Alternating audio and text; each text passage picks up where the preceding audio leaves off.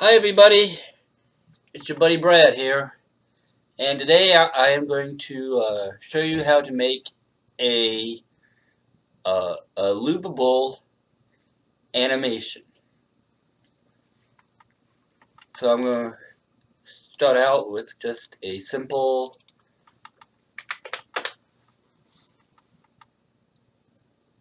linear carpet here.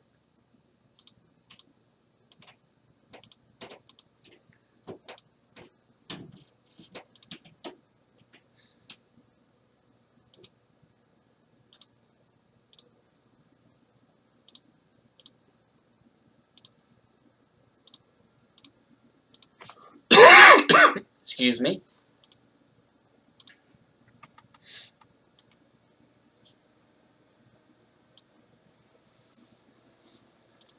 And then let's change the gradient.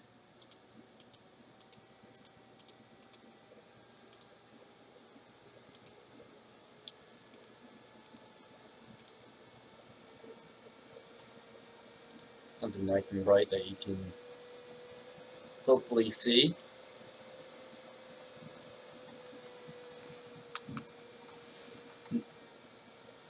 Now,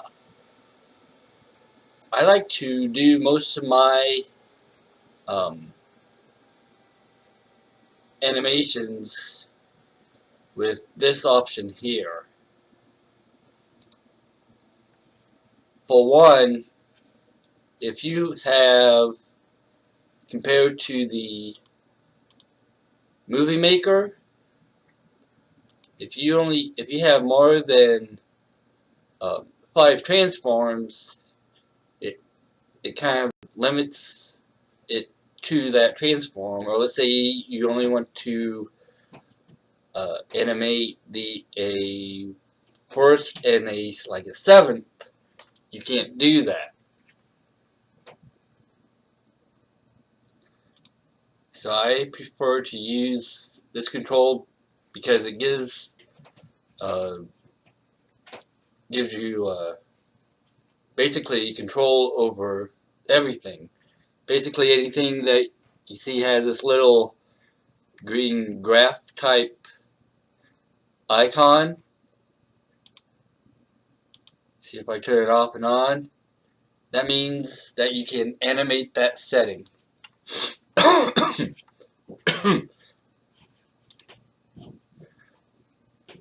Same way with inside variables. Let me just show you real quick. You can even animate variables. If you're using the drop down, you need to make sure that you select the variable that you want.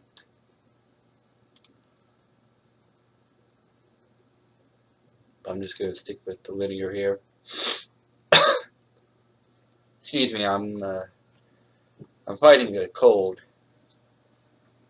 So I'm just going to click on the first transform here. And for this animation, I just want to rotate this the first transform. Just for example. So to rotate it, you click on this here, this button here, which is of course your rotations.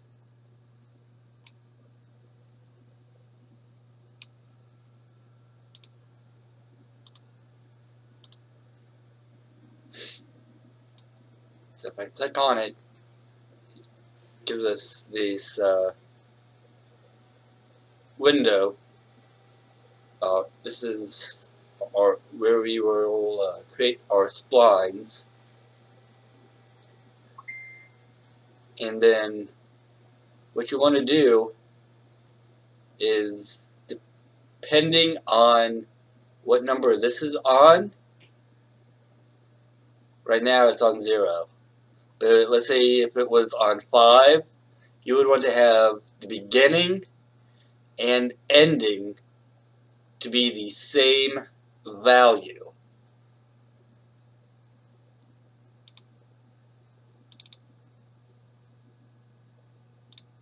So I'm going to click add a point, and I'm going to have this,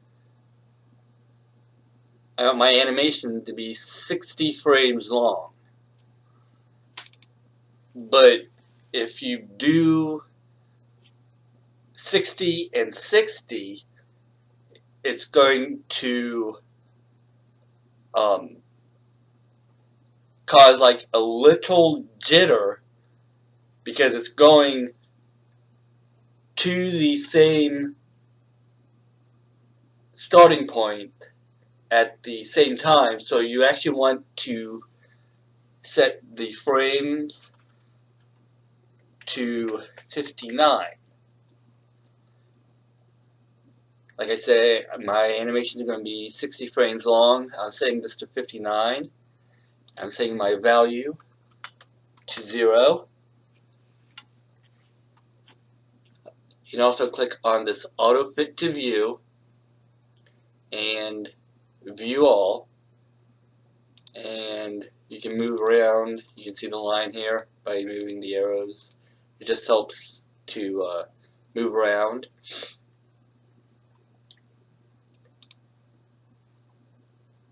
And then I'm going to click someplace in the middle.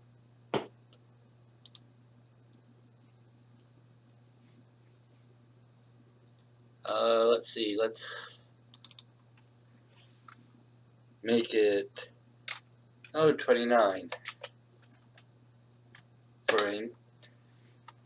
So I'm putting the middle at 29 frames, and I want to rotate this a whole 360 degrees. So I'm going to type in 360 into the value. So it's going to go totally around and then back again.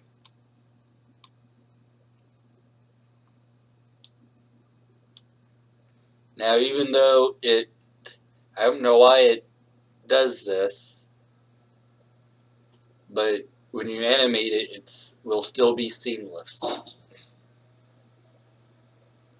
So if we set this frame count to 60,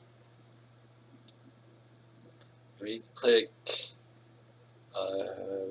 also you want to turn off real-time animation, real-time rendering for this. And you hit play.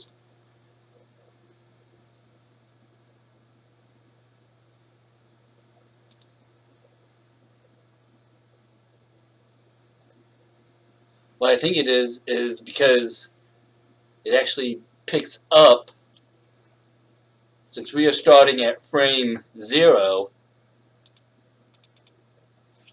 that's what it is. We're starting at frame 0, and this is starting at frame 1. So that is why we have that little glitch. So let's say if we go back in here,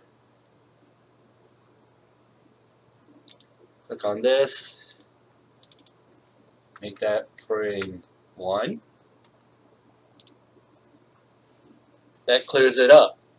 I did not know that. I just learned something new too. But now there will be actually a gap between the first and second, so I am going to go back in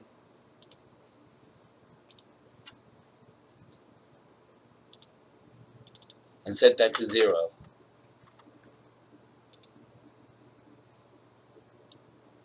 So if you hit play,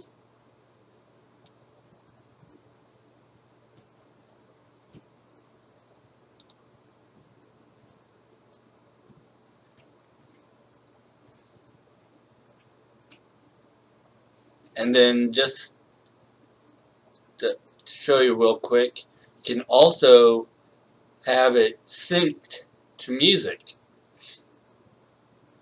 I'm actually going to go ahead and just export this. I'm going to save it to a clipboard notepad here real quick.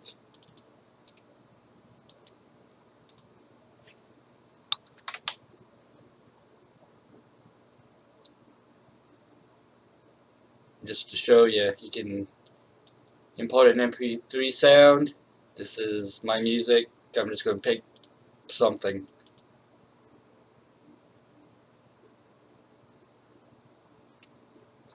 And it interprets the sound intervals so it automatically can generate a wave. So if we have this go, let's see just what happens just for the fun of it.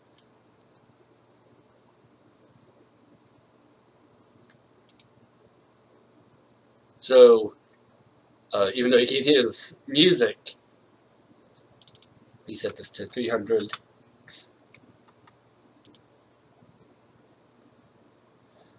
You can actually have music going along with this, and it would be synced up to your music.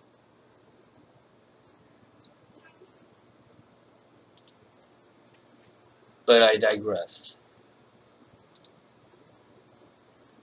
So I'm going to back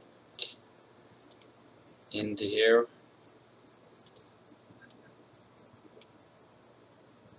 I actually wanted splines. We have splines, Bezier, which is a smoother curve.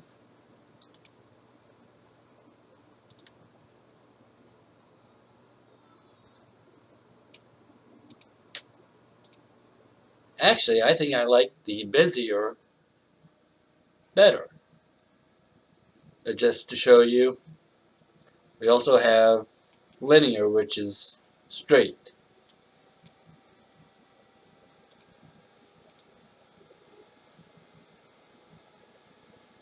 You see how jagged right in the middle it was.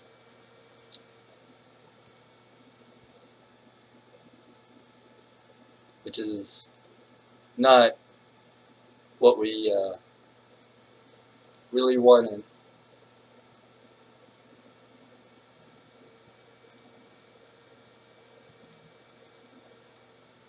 I'm going to go with Bezier.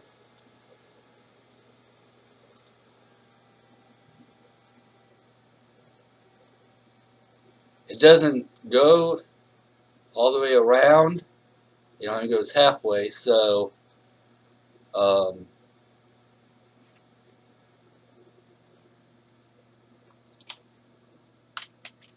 it seems to be only half. So let's do 360 times 2. What happens if we set a middle point to 720?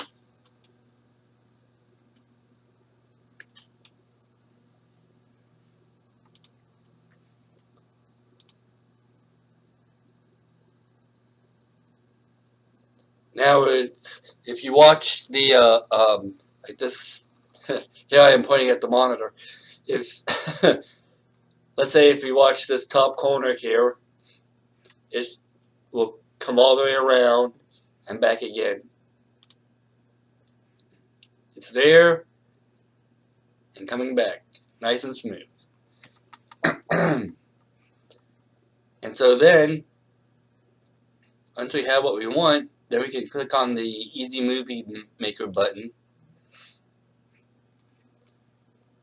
Adjust the resolution we want.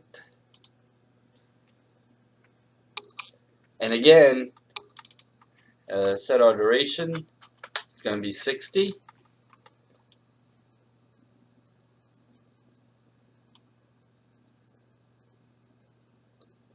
Since we're starting at, it also starts at frame 1, but when you render it, it renders correctly.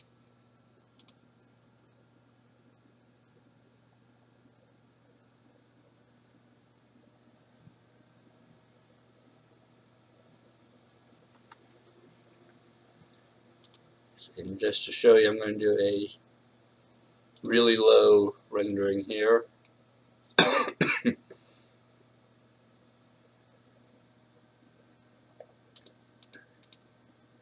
I think I had this ultra low quality. I set it myself. I think it goes to 50, so it doesn't take long. Excuse me. to render a test.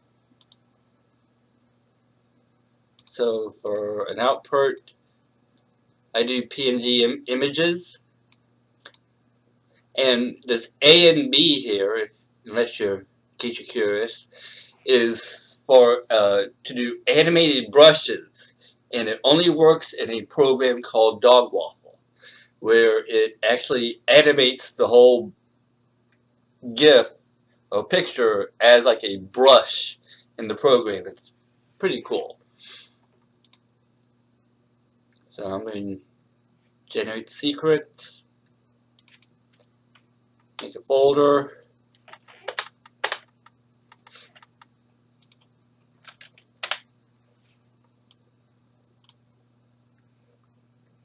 and I'm going to let that render. It should not take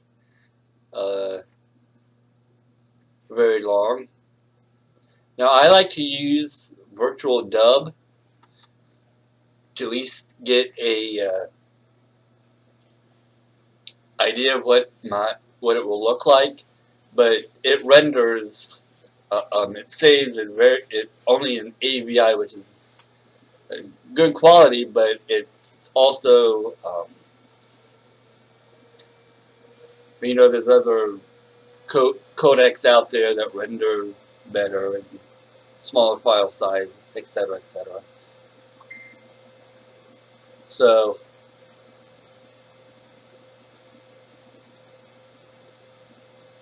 here's the animation I'm working on now.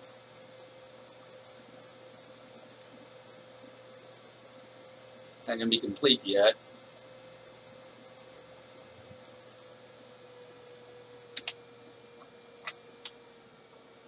Now it is.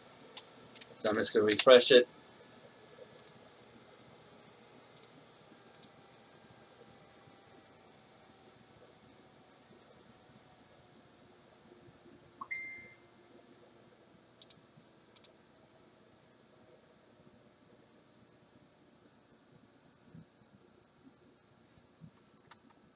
And to me, that's looking pretty good. You export it, save it as a GIF.